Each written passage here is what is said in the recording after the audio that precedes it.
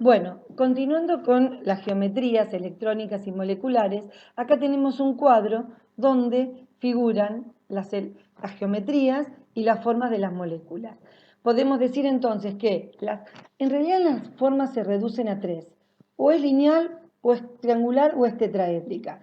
La única diferencia está que si la triangular en una de las posiciones no tiene un átomo, sino tiene un par libre, se transforma en un angular con un ángulo menor de 120. Y en la tetraédrica, si no tiene un par libre, si no tiene un átomo unido y un par, y en cambio tiene un par libre, es tetraédrica y piramidal. Y si tiene dos pares libres, entonces quedaría la geométrica angular, con un ángulo menor a 109.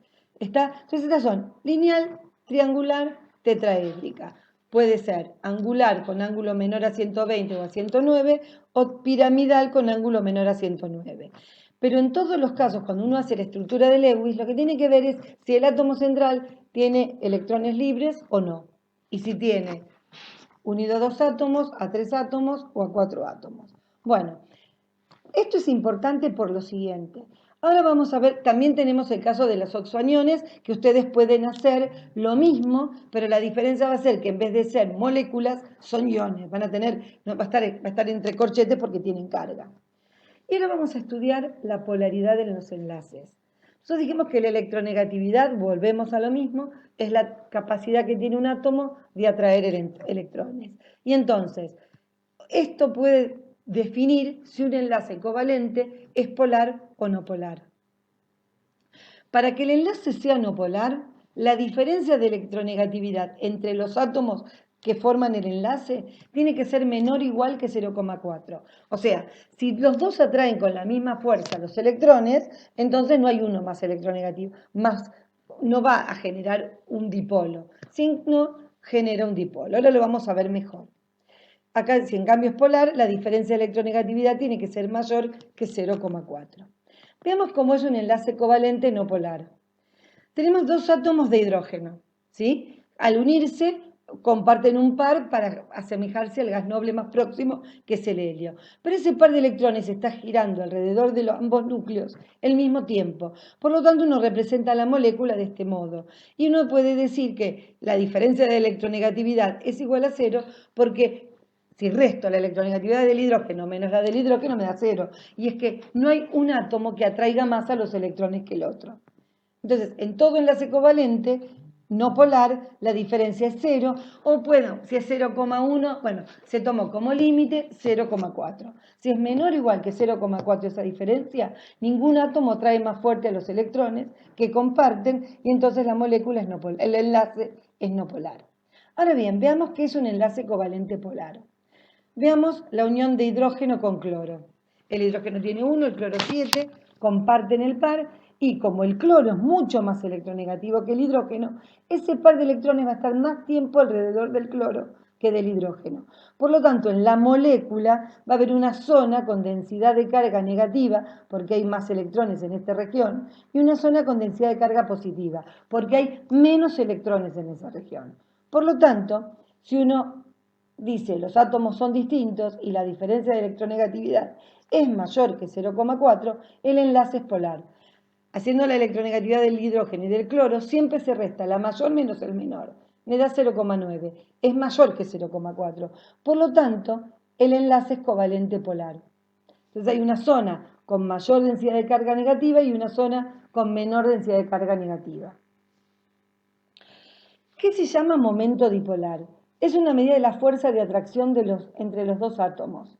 Si teníamos el caso del cloruro de hidrógeno, el cloro era más electronegativo. Entonces hay una flecha que va desde el menos electronegativo al más, que representa el momento dipolar. Esa flecha apunta hacia el elemento más electronegativo. Y la molécula polar se la representa como que tiene una zona positiva y una zona negativa. Pero ¿esto qué significa? Que acá hay menos electrones que acá. Hay una zona con mayor densidad de carga negativa que en la otra. ¿Está? Entonces, en moléculas del tipo, la que vimos recién era AX, molécula formada por dos átomos, nada más. En moléculas del tipo AX2, AX3 o AX4, el momento dipolar es un vector que resulta de la suma de todos los momentos dipolares en la molécula. Y ahora lo vamos a ver. Por ejemplo, en el dióxido de carbono. El dióxido de carbono es una molécula que es lineal. Tiene geometría electrónica y molecular lineal. La diferencia de electronegatividad carbono-oxígeno o oxígeno-carbono es 1,1. Siempre se hace en un enlace y después en el otro. Las dos son iguales, 1,1. O sea que los dos enlaces son polares. Ahora bien, si yo represento la molécula, va a haber un vector que vaya desde el carbono al oxígeno y otro igual del carbono al otro oxígeno. Por lo tanto, estas dos fuerzas se anulan entre sí y el momento dipolar total es cero. Cuando el momento dipolar total es cero, la molécula es no polar, por más que tenga enlaces polares. Y entonces decimos molécula no polar porque la molécula presenta una geometría lineal donde se anulan los efectos de los dipolos de los enlaces carbono-oxígeno. Si no fuera lineal la molécula, este mu total no sería cero y la molécula sería polar. Veamos otros ejemplos. En el caso del agua, la geometría electrónica es tetraédrica y la molecular es angular. Esta es la molécula. Si hacemos la diferencia de electronegatividad, oxígeno-hidrógeno, acá va, es 1,4. El enlace es polar. Ahora bien, si hacemos la sumatoria, va desde el menos electronegativo al más y desde el menos electronegativo al más. Es una sumatoria de fuerzas que me da una fuerza neta hacia el oxígeno, que no es cero. No me importa cuánto vale, no lo vamos a calcular. Pero sí sabemos que ese mu total no es cero. Y entonces la molécula es polar. Tiene enlaces polares y es polar.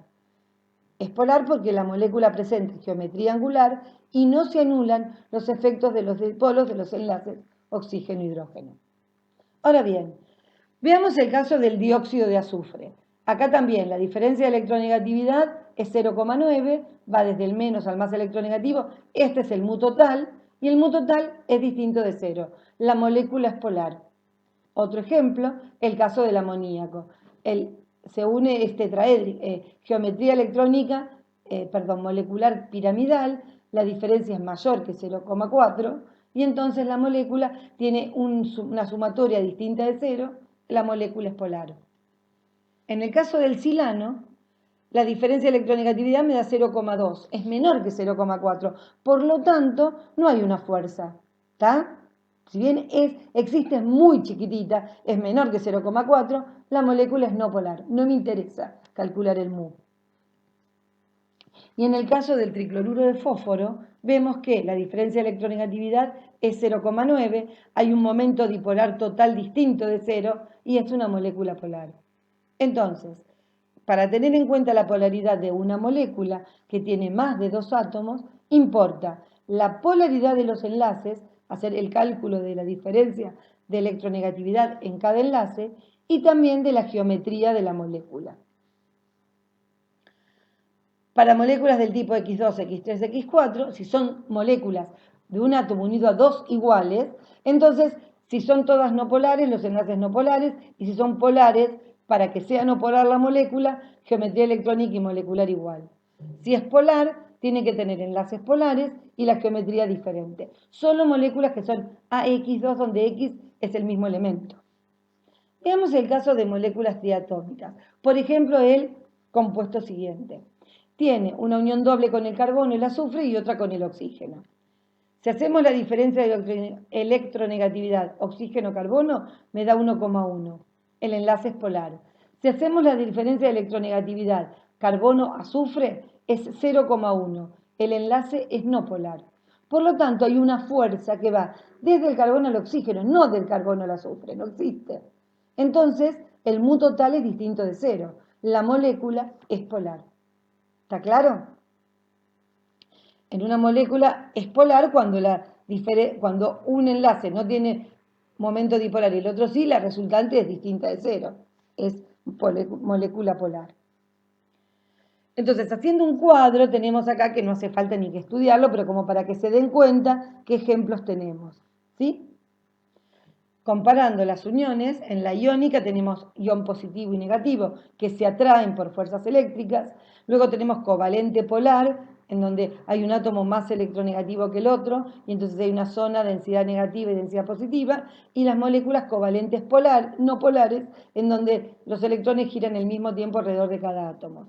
Entre el enlace iónico y el no polar hay un conjunto de compuestos que están intermedios, que nosotros vamos a estudiar los extremos, ¿no? Para entender bien cómo es la molécula. Y con esto se termina el concepto de enlace químico. Uno tiene que saber no solamente hacer la estructura de Lewis para saber si es iónico o covalente, sino también hay que saber cómo se ubican en el espacio para poder saber su geometría y entonces calcular la diferencia de electronegatividad en los enlaces covalentes y ver si esa molécula es polar o no polar. Entonces uno puede tener compuestos iónicos, compuestos covalentes polares y compuestos covalentes no polares. Las sustancias metálicas no tienen que hacer nada de esto, solamente son cationes rodeados de electrones que se atraen muchísimo. Y con esto se termina el tema enlace químico.